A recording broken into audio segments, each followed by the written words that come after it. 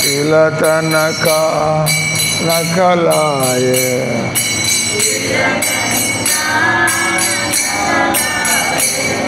इतो नरसिंह परतो नरसिंह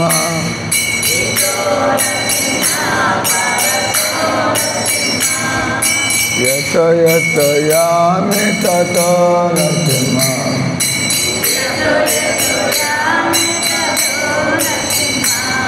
हरे नरसिंह हृदय नरसिंह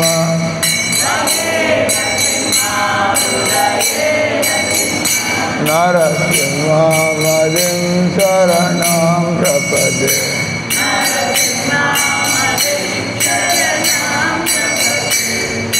तव कर कमल वरेणक अद्भुत शृंग हिरण्यकशिपु तनुभृंग केशवधृता नरहरि रूपा जय जगदीश रे जय जगदीश रे जय जगदीश रे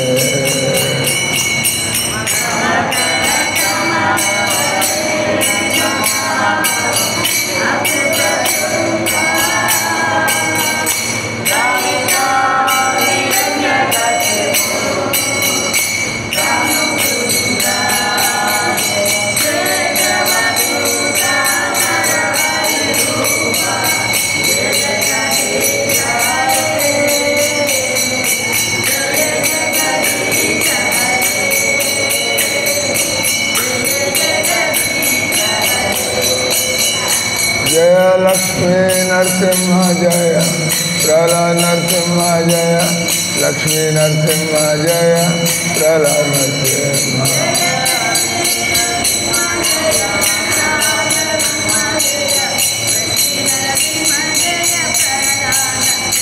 जय प्रभुपादा जय प्रभुपादा जय प्रभुपादा जय प्रभुपादा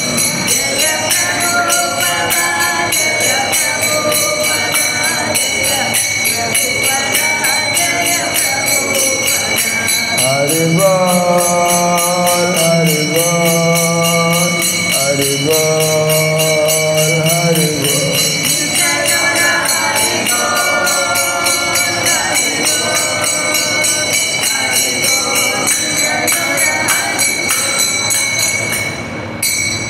कलियुग धर्म हरिनाम संकीर्तन की कलियुग अवतार गौरंग महाप्रभु की जगत गुरु श्रील प्रभुपाद महाराज की श्रीमद् भगवद गीता की प्रहलाद नरसिंह भगवान की नरसिंह जयंती महोत्सव की समवेत गौर भक्तवृंद की नित्याय गौर प्रेमानंद। ओम अज्ञानतिमिरान्धस्य ज्ञानाञ्जनशलाकया चक्षुरुन्मिलितं येन तस्मै श्रीगुरवे नमः। श्री चैतन्य मनोभीष्टं स्थापितं येन भूतले स्वयं रूप कदा मह्यं ददाति स्वापदान्तिकम्। अंदर जय श्री कृष्ण चैतन्य प्रभु नित्यानंद श्री अद्वैत गदाधर श्रीवासादि गौर भक्तवृंद। हरे कृष्णा कृष्णा कृष्णा हरे हरे हरे राम राम राम हरे हरे हरे कृष्णा कृष्णा कृष्णा हरे हरे हरे राम राम राम हरे हरे। तो रेपु నరసింహ జయంతి జరుపుకునే సందర్భంగా మనం నరసింహ భగవానుడికి చెందినటువంటి విషయాలు చెప్పుకోవడం యుక్తంగా ఉంటుంది, ఉచితంగా ఉంటుంది. ఇప్పుడే మనం రెండు చిన్న భజనలు పాడాము. దాని అర్థాన్ని ఎందుకు ప్రభుపాద ఆయన మందిరంలో రోజు కూడా ఉదయం సాయంత్రం నరసింహ భగవంతుడి ప్రార్థన ఎందుకు చేయమన్నాడు? ఆ ప్రార్థన యొక్క అనువాదం అదేంటి ఈరోజు కొద్దిగా తెలుసుకుందాం. మొదట మనం పాడింది నమస్తే నరసింహాయ ప్రహ్లాదాహ్లాదదాయినే. అంటే నరసింహ భగవానుడు ఆయన చిల్లర మల్లర దేవుళ్ళలో కేటగిరీ కాదు, ఆయన దేవాది దేవుడు. ఏ విధంగా కృష్ణుడు దేవాది దేవుడు, ఆ కృష్ణుడే ఆయన ఒక సమయంలో నరసింహ భగవంతుడిగా. నరసింహ భగవంతుడు అంటే ఒక విచిత్రమైనటువంటి రూపంలో భగవంతుడు ఎందుకు అటువంటి విచిత్రమైన రూపాన్ని ఎందుకు ధరించాడు? నరసింహాయ, దీని half man half lion incarnation. అంటే పై భాగం సింహంలాగా, కింద భాగం మనిషిలాగా. నర హరి, నర హరి. హరి అంటే సంస్కృతంలో సింహం, నరహరి. ఎందుకంటే ప్రహ్లాదుడిని సంతోషపెట్టడానికి, ప్రహ్లాదుడి మాట నిలబెట్టడానికి భగవంతుడు, అంటే కృష్ణుడు తన భక్తుడైన ప్రహ్లాదుడి కోసం, ప్రహ్లాదుడు కూడా తెలియదు. మామూలుగా ప్రహ్లాదుడు ఎవరిని స్మరిస్తున్నాడు? నరసింహ భగవాన్ అవతారం అయిన తర్వాత మనం ఆ రూపంలో పూజిస్తున్నాం. కానీ ప్రహ్లాదుడు అంతకు ముందు నుంచే భక్తుడు కదా.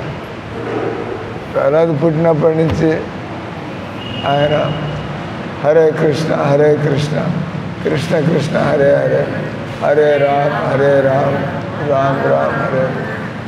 నారదుడి నుంచి భాగవత ధర్మం గురించి, నారదుడి నుంచి భాగవత ధర్మం గురించి, అంటే భగవద్గీతలో కేవలం కృష్ణుడు దేవుడు, ఆయన ఎలా సృష్టి చేశాడు అంతవరకే. మరి కృష్ణుడు ఆయన లోకంలో ఏం చేస్తూ ఉంటాడు, ఆయన ఎలా ఉంటాడు భగవంతుడు. భగవద్గీతలో ఎందుకు కృష్ణుడు స్వయంగా నిలబడి యుద్ధ మైదానాలు మాట్లాడుతున్నాడు. అందరికీ తెలుసు కృష్ణుడు ఎలా ఉంటాడు, అందరూ చూస్తున్నారు. భగవద్గీతలో తాను ఒక పరమ పురుషుడిగా, పరబ్రహ్మగా, పురుషోత్తముడిగా వర్ణించుకుంటాడు కృష్ణుడు. దేవదేవ జగత్పతే జగన్నాథ. కానీ డీటెయిల్స్ అన్నీ కూడా వాళ్ళందరూ కృష్ణుడు భూమి మీద ఉన్నాడు, వాళ్ళంతా చూస్తున్నారు. కానీ భగవద్గీతలో కృష్ణుడు దేవుడు, కృష్ణుడి యొక్క విషయాలన్నీ కూడా భాగవతంలో ఉన్నాయి. ఇక్కడ ప్రహ్లాదుడు ఆయన ఆరూపంగా ఎప్పుడు కూడా హరి లేదా కృష్ణుడిని స్మరిస్తున్నాడు. ఈ భగవంతుడి వివిధ నామాలు హరి, గోవింద, గోపాల, కృష్ణ,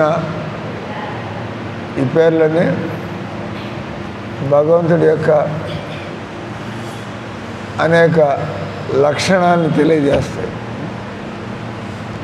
కృష్ణ అంటే ఆయన ఏ విషయంలో కూడా అంతులేనటువంటి ఐశ్వర్యాన్ని కలిగి ఉండేవాడు.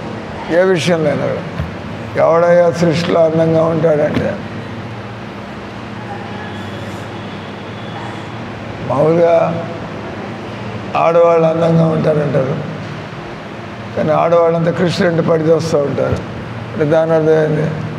మీకంటే ఆయన బాగున్నట్టే కదా లెక్క. వాళ్ళకి ఈ సంసారంలో ప్రతి మగాడు ఒక ఆడదానికి బోల్తా పడుతూ ఉంటాడు. కానీ ఎప్పుడైతే కృష్ణుడు వస్తే ఆడవాళ్ళు మగాళ్ళంతా కూడా కృష్ణుడు వెనకాల పడతారు. అంటే ఈ సంసారంలో ఉండే అందాల కంటే భగవంతుడు దానంటే దివ్య సౌందర్యం, మనది లౌకిక సౌందర్యం. అంటే కాలంతో పాటు ఇదంతా పోతుంది. అంటే మనకుండే సౌందర్యం అంతా కాలంతో పాటు మళ్ళీ మన మొహం చూసేవాడు ఉన్నాడు. లౌకిక సౌందర్యం. భగవంతుడు ఈ సృష్టి నడవడానికి ఒక మాయను ఏర్పాటు చేశాడు. ఒక వయస్సులో 20 ఏళ్ళ నుంచి 50 ఏళ్ళ దాకా ఆ వయసులో, అది 20 ఏళ్ళ ముందు వాళ్ళకి బుద్ధి ఉండదు, 50 ఏళ్ళు దాటిన తర్వాత అందం ఉండదు. అంటే భగవంతుడు ఏ విధంగా మనం 30 ఏళ్ళు 40 ఏళ్ళు ఉన్నట్టుగా బుద్ధి ఉండాలా, అందం ఉండాలా, ఎప్పుడు ఇలాగే ఉంటే ఉండిపోతే బాగుంటుంది. కానీ కాలం అలా ఉండలేదు. కానీ మీరు ఆత్మను తెలుసుకున్నట్టయితే తెలుస్తుంది, నిజంగా ఎప్పుడు అందంగా ఉండి, ఎప్పుడు ఆనందంగా ఉండి, ఎప్పుడు ప్రేమ, మనకి ఎమోషన్స్ మారిపోతూ ఉంటాయి. అప్పుడు ఈర్ష్య, ద్వేషము, క్రోధము, అప్పుడు మన మనస్సుని మనం డిస్టర్బ్ అవుతూ ఉంటాం. ఎప్పుడైతే ప్రేమ అనేది ఉన్నప్పుడు అన్నీ భరిస్తూ ఉంటాం, మనం చక్కగా మాట్లాడుతూ ఉంటాం. మీ మూడ్ని బట్టి మీ లోపల క్రోధం వస్తుంటే మీ మాట తీరు మారిపోతుంది. అది వినపడుతుందా? నీ మాటలో వినపడుతుందా?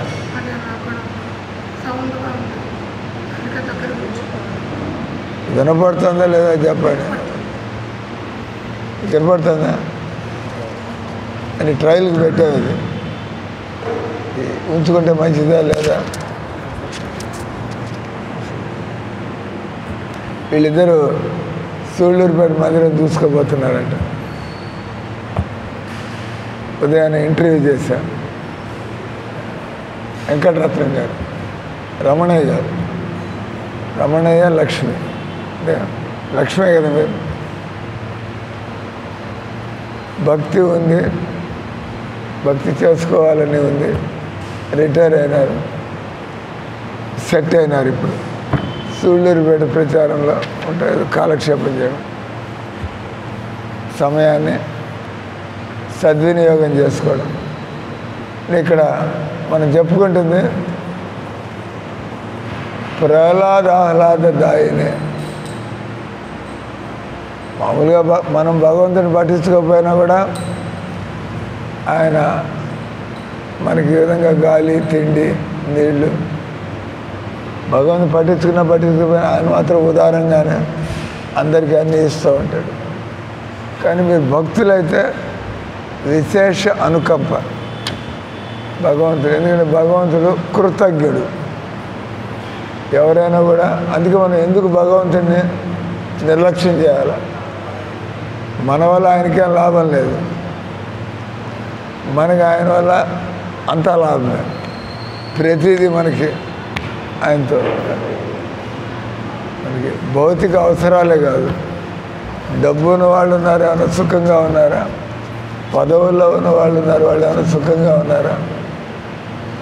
సుఖం ఆ విధంగా దొరకదు.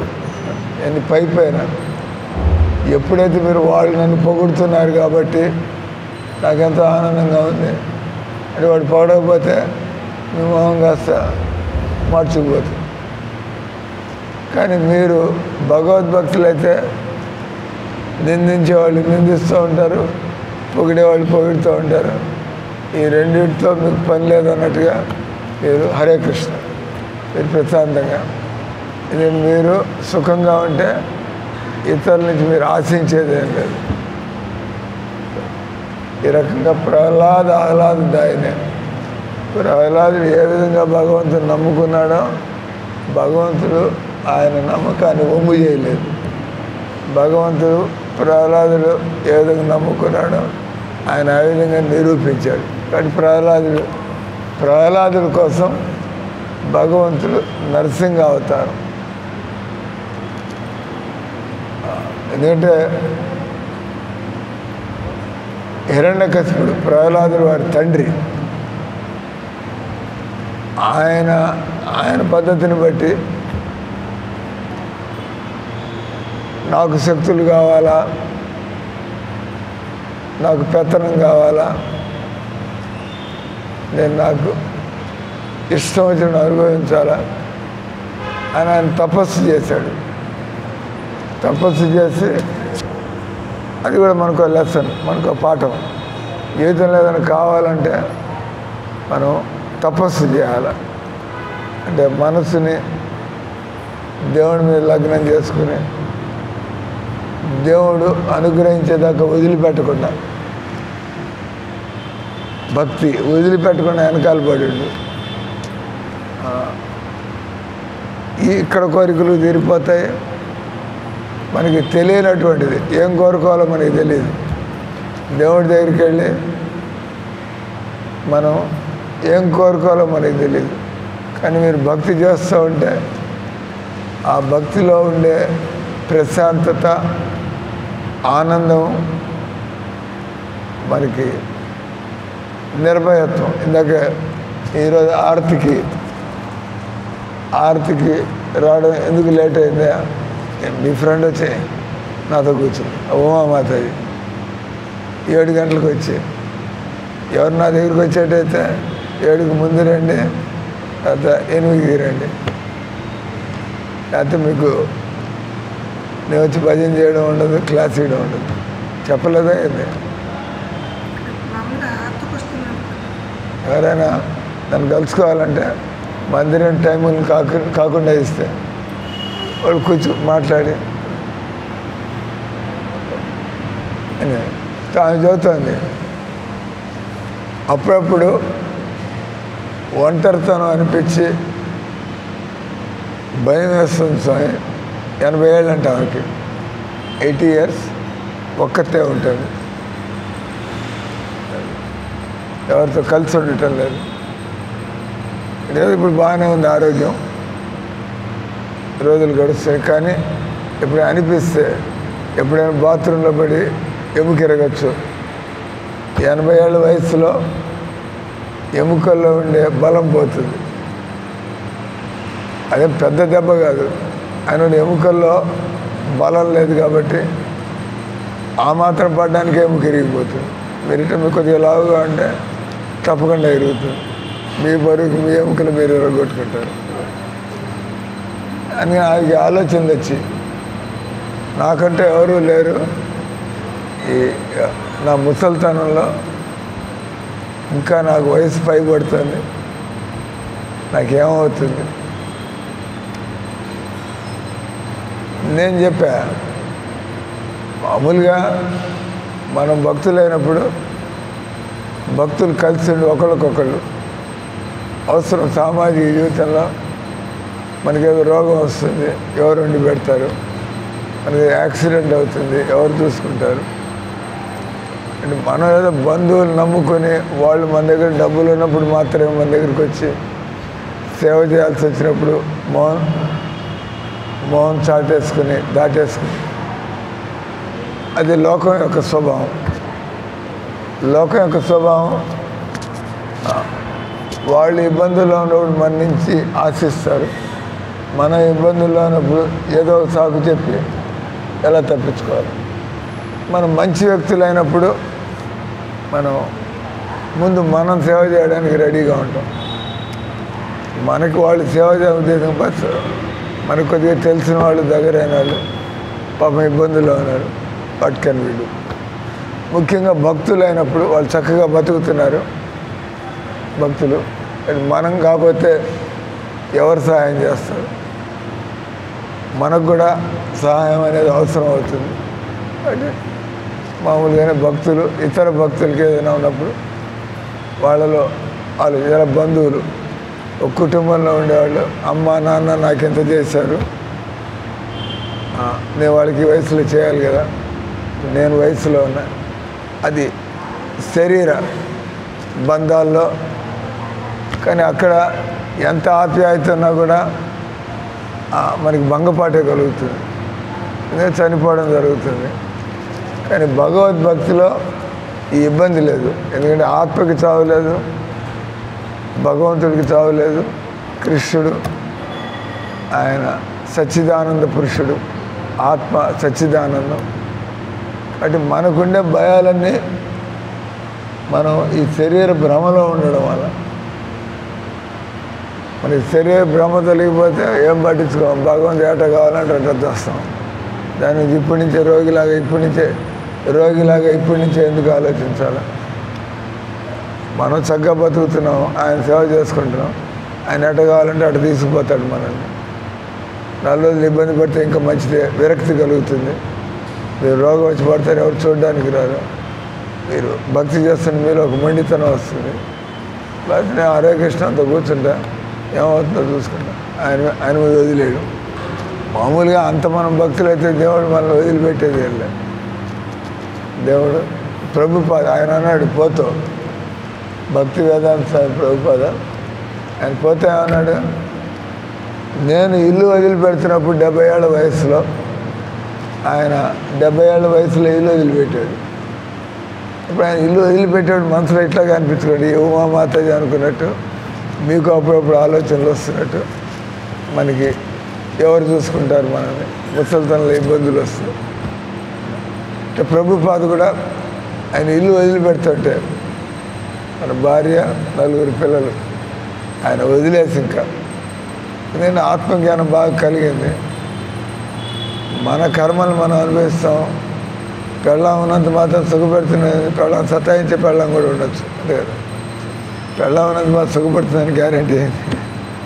కొంతమంది ఏళ్ళలో పిల్లలు ఉంటారు, ఆ పిల్లలే తలనొప్పులు తెస్తూ ఉంటారు తల్లిదండ్రులు. అంటే అది అంత కూడా అది మన కర్మ. మళ్ళీ పిల్లలు అనడానికిలే, మన కర్మలు బాగాలేదు, ఇట్లాంటి పెళ్ళం దొరికింది, ఇట్లాంటి పిల్లలు దొరికారు. మన కర్మలు బాగున్నాయి, మనకి సేవ చేసేటువంటి కుటుంబం దొరికింది. మరి భక్తిలో మన కర్మలు బాగానే ఉంటాయి. భక్తిలో మనం చక్కగా దేవుడి సేవలు నియమాలు పాటిస్తున్నాం. మనం ఇతరులకి ఏదో అన్యాయం చేయాలో, దోచుకోవాలి, ఇట్లాంటి ఆలోచనలు ఉండవు. అదే పప్పు అనేది దీన్ని బతికేవాడికి దోచుకునేది ఏంది, అన్యాయం చేయడం దీన్ని ఏం కావాలి మనకి? అంటే భక్తులు ఆ విధంగా మనశ్శాంతిగా ఉంటారు. అంటే వాళ్ళకి ఇతరుల గురించి చెప్పకూడనటువంటి, దాచుకునేటువంటి ఆలోచనలే ఉండవు. Simple life. కాబట్టి ఏమవుతుంది ఇక్కడ, ముసలితనంలో ఇటు భక్తులైనప్పుడు కలిసి ఉంటే భగవంతుడికి అందరం కలిసి సేవ చేయొచ్చు. కలిసి ఉండడం వల్ల ఇది ఒక ఆధ్యాత్మిక కుటుంబంలాగా ఒకరికొకరు సహాయం చేసుకుంటాం. ఎందుకంటే ఈ శరీరం ఉన్నవాళ్ళు మనకి ఇతరులతో అప్పుడప్పుడు మరి వాళ్ళ సహాయం అవసరం అవుతుంది. ఇప్పుడు మీకు అవసరం అవుతుంది. ఇప్పుడు ఏమి చేయరిగింది, నాకు గుర్తుంది. ఏమంటుంది పాపం, చేయరిగింది ఏం పని చేస్తుందిలే, తినడం అటు తిరుగుతూ ఉన్నాం. అప్పుడు మీకు గుర్తుంటుంది, మనం పని చేయకపోయినా కూడా భక్తి చేస్తున్నాం అని చెప్పి వీళ్ళు మనల్ని ఏమనుకునేదో. కాబట్టి నేను వీళ్ళకి రుణపడి ఉన్నాను. నాకు సమయం బాగాలేనప్పుడు వీళ్ళు నన్ను ఆదరించి నాకు తినడానికి ఉండడానికి ఏర్పాటు చేశాను. మళ్ళా నా ఎముకలు బాగా అతుక్కున్నప్పుడు చక్కగా దేవుడికి సేవ చేసుకోవాలి. మామూలుగా కర్మ సిద్ధాంతం తెలిసినటువంటి వాళ్ళు ఎప్పుడు ఇచ్చే మూడ్లో ఉంటారు.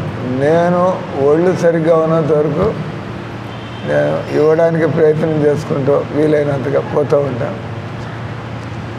కర్మ సిద్ధాంతం తెలుసు కాబట్టి ఇస్తూ ఉంటాడో వాడు తీసుకోక తప్పదు. స్మార్ట్ అనుకుని తీసుకుంటూ పోతూ ఉంటాడు. ముక్కు పిండి ఇది ప్రకృతి నియమాలు. ఇచ్చినవాడు తీసుకోక తప్పదు, తీసుకున్నవాడు ఇవ్వక తప్పదు.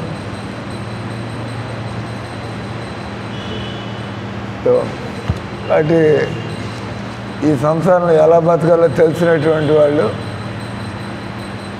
అట్లా పండుకుని దండం పెట్టదని చెప్పండి. మోకాళ్ళ మీద దండం పెట్టుకోండి.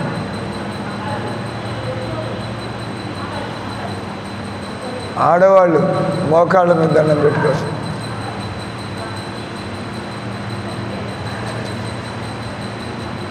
మగవాళ్ళు పండుకుని దండం పెట్టుకోవచ్చు. ఆడవాళ్ళు పంచాంగ ప్రణామం, 2 మోచేతులు 2 మోకాళ్ళు ముగ్గురు. ఆమెకు అంత వయసు వచ్చింది, ఇప్పుడు ఎవరు చెప్పలేదు. ఆయన ఎప్పుడు అట్లా దండం పెడతా ఉంటారు ఆయన మందిరంలో, ఎవరు చెప్పలే మీకు. అలాగే ఇక ఆహ్లాదదాయనే మనం మనుషులయ్యండి కూడా అంత ఎవరైనా సహాయం చేస్తే మనం థ్యాంక్స్ లేదా మనం కూడా సహాయం చేయాలనే మూడ్లో ఉంటాం కదా. ఎవరన్నా మనం సహాయం చేస్తాను మనం కూడా ఏదో మీరంతా రోజంతా పని చేస్తూ ఉంటారు. నా దగ్గర ఏదో 4 గ్లాసులు మ్యాంగో జ్యూస్ వస్తుంది, బాబు ఎవరికి ఇవ్వాలా, సరే ఎవరు గట్టిగా పని చేస్తాను కదా అనిపిస్తుంది కదా. సహజం. మంచితనం ఉన్నప్పుడు మనకి ఎవరైనా సహాయం చేసినప్పుడు మనం కూడా అవకాశం దొరికితే వాడికి ఏమైనా చేయాలి. మంచి వ్యక్తి లేక స్వభావం. అంటే భగవంతుడు ఆయనకి ఎవరి నుంచి ఏం అవసరమే లేదు, కానీ మనం నమ్మకంగా భగవంతుడు నమ్ముకొని ఏమైనా చేస్తుంటే ఆయన గమ్మున ఉంటాడా ఏంటి. భగవద్గీతలో ఆయన శపథం చేసి భగవంతుడు శపథం చేసి చెబుతున్నాడు, అనన్యాశ్చింతయంతో మాం ఏ జనాం పర్యుపాసతే తేషాం నిత్యాభియుక్తానాం యోగక్షేమం వామ్యం. భగవంతుడికి ఏమీ లోటు లేదు. ఆయనకి ముసలితనం వస్తుంది, ఆయనకి ఇబ్బంది ఉండేది, ఆయన ఎప్పుడు బాగానే ఉంటాడు. ఆయన ఎంతమందికైనా సహాయం చేయగలడు. మీరుంటారు, మీరుంటే మీకు అటు పిల్లలు కావాలా, మీ అక్క చెల్లెళ్ళు కావాలా, ఇటు మందిరంలో వాళ్ళు కావాలా. ఒకేసారి అటు పిల్లలకి ప్రాబ్లం వచ్చింది, ఇటు అక్క చెల్లెళ్ళకి ప్రాబ్లం వచ్చింది, మీరు తలకాయ గోక్కుంటారు. నేను ఇంగ్లాండ్ పోయి దాన్ని చూసుకోవాలా, లేకపోతే ఇక్కడుండి వీళ్ళని చూసుకోవాలా, డైలమా. భగవంతుడికి ఇట్లాంటి ఇబ్బంది వెళ్ళా తక్ ఆయన అక్కడ ఏర్పాటు చేస్తాడు, ఇక్కడ ఏర్పాటు. కాబట్టి పాయింట్ ఏంది, దేవుడిని నమ్ముకోవడం మేలు. దేవుడు ఎంతమందికి ఇబ్బంది ఉన్నా ఆయన టైం పడుతుంది. ఎందుకంటే దేవుడు 2000 మంది భక్తులు చూసుకోవాలా. మన భారీ మన వంతు వచ్చినప్పుడు అట్లా ఒక్క దెబ్బకి భగవంతుడు 2000 మందిని ఒకే దెబ్బలో చూసుకోగలుగుతాడు. అందుకే ఆయన భగవంతుడు. భగవంతుడు అంటే ఎవ్రీథింగ్ ఇన్ఫినైట్, అనంతుడు. భగవంతుడి విషయంలో దేనికి పరిమితి అనేది లేదు. భగవంతుడి అందం పెరుగుతూనే ఉంటుంది, మన అనుభవంలో లేదు. అందం పెరుగుతూనే ఉండడం అనేది మన అనుభవం లేదు. వయసు దాటిన తర్వాత అందం పడిపోతూ ఉంటుంది, అలాగే బలం కూడా పడిపోతూ ఉంటుంది. వయసులో ఉన్నప్పుడు మనకు కొంత బలం, వయసు అయిపోతుంటే ఉన్న బలం కూడా మనమే నడవలేకపోతాం. అందం పోతుంది, బలం పోతుంది, మన జ్ఞాపక శక్తి ఇవన్నీ కూడా డల్ అయిపోతాయి. కానీ ఎవరైతే భక్తి చేస్తూ ఉంటారో, గట్టిగా ఎవరైనా భక్తి చేస్తుంటే మనం ప్రకృతి నియమాల్ని పాటిస్తున్నాం, మనం భగవద్భక్తి చేస్తున్నాం.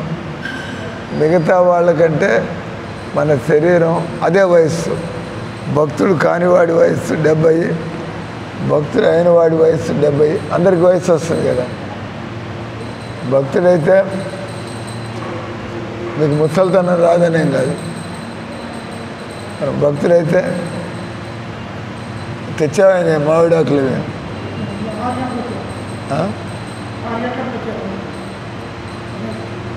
అరటి పిల్లకలు మామిడాకులు తెచ్చేవాడు.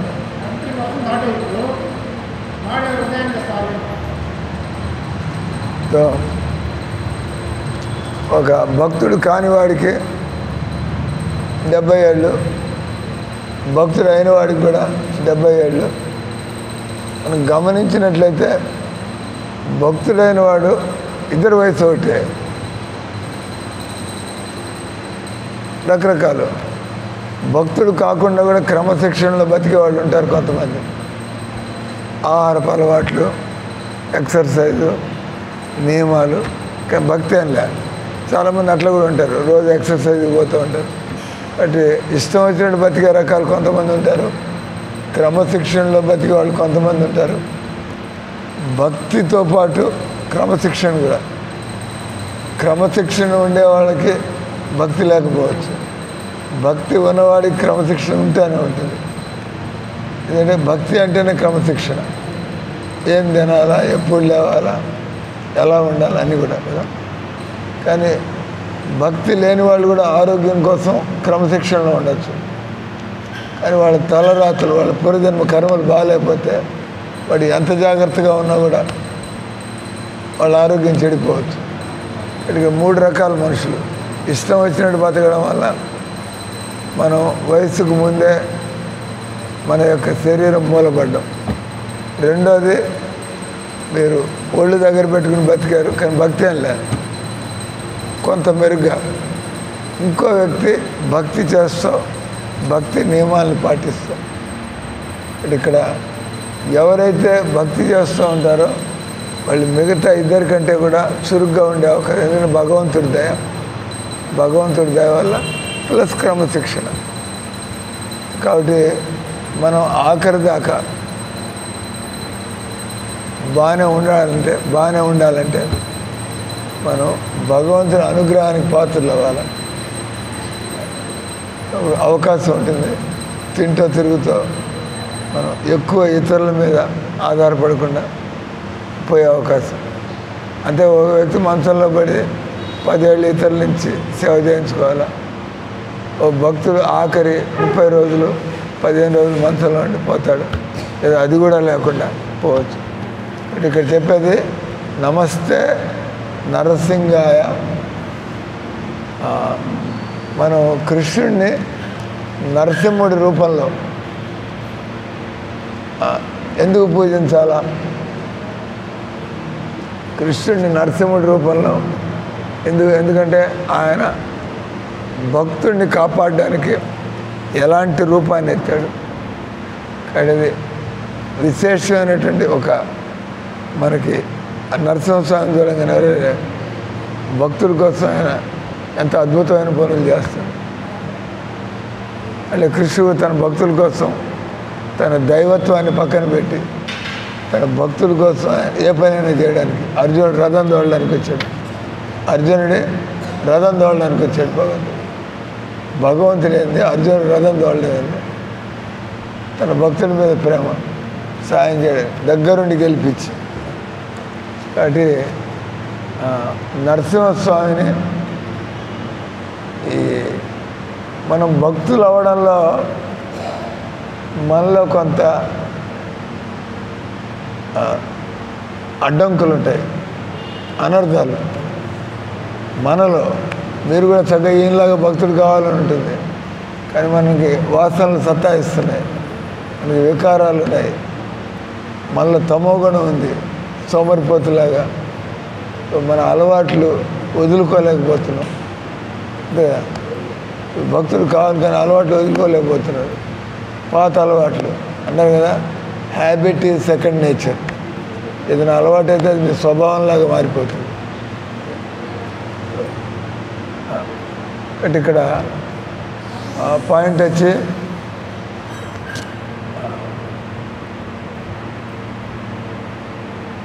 భగవంతుని మనం నరసింహస్వామి రూపంలో మనం మనలో ఉండేటువంటి అనర్థాలు ఏవైతే మనం భక్తిలో ముందుకు వెళ్ళనీయటం లేదో ఆ అనర్థాలు అయిపోవాలంటే మన కర్మలతో అవన్నీ ఉన్నాయి.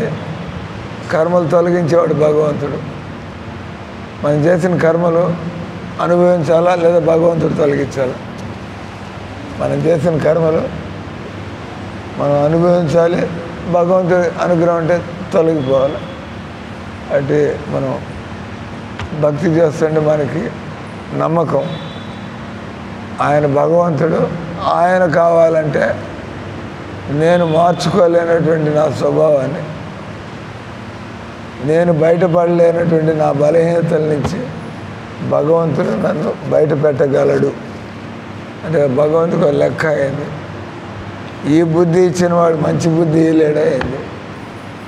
నీకు దుష్టబుద్ధి ఇచ్చినటువంటి దేవుడు ఏం దుష్టబుద్ధిలే. మీరు దుష్టంగా ఉండాలంటే దేవుడు ఆ బుద్ధి ఇచ్చాడు. ఇప్పుడు మీరు మంచిగా ఉండాలంటే దేవుడు ఆ బుద్ధి ఇస్తాడు. అంటే మన చేష్టల వల్ల దుష్టబుద్ధిని తెచ్చుకున్నాం. ఇప్పుడు మహాత్ముల సాంగత్యంలో, భక్తుల సాంగత్యంలో ఈ బుద్ధులు మంచివి కాదే, నేను దీని నుంచి బయటకు వస్తే కానీ నాకు మోక్షం అనేది లేదు, ముక్తి అనేది లేదు. అంటే ఇక్కడ నరసింహస్వామిని ఎందుకు పూజించాలి అంటే మనలో ఎన్నో రాక్షస ప్రవృత్తులు ఉన్నాయి. ఉన్నాయి కదా, అందుకని మనం మంచి భక్తులు కాలేకపోతున్నాం. రాక్షస ప్రవృత్తుల వల్ల మనం మంచి భక్తులు కాలేకపోతున్నాం. ఎవరైతే రోజు ప్రహ్లాదుని కాపాడావు, మేము కూడా ఆ ప్రహ్లాదుని కాపాడడం చూసి మాకు మీ మీద కూడా నమ్మకం కలిగింది. కాబట్టి మా ప్రయత్నం మేము చేస్తున్నాం మీ అనుగ్రహం కోసం అని చెప్పి మనం నమస్తే నరసింహాయ ప్రహ్లాదాహ్లాదదాయనే. భగవంతుడు ప్రహ్లాదుడు అట్ట సాష్టాంగపడి దండం పెట్టంగానే భగవంతుడు ఆ పిల్లవాడిని చూసి, ఒరే పిల్లవాడు ఇన్ని ఇబ్బందులు పెట్టినా కూడా నన్ను వదలలేదు, భయపడకుండా నన్నే పట్టుకున్నాడు. ఎంతో భగవంతుడికి ఎంతో ప్రేమ కలిగింది. తీసుకుని ఒళ్ళో కూర్చోబెట్టుకుంటాడు. ప్రహ్లాదుని ఒళ్ళో కూర్చోబెట్టుకుంటాడు. ఆయన జుట్టు నిమిరి ఆయన భగవంతుడు తాకాడంటే మన ఒళ్ళు వజ్రంలాగా తయారవుతుంది. ప్రహ్లాదుని ఒళ్ళో కూర్చోబెట్టుకు అంటే ఇక్కడ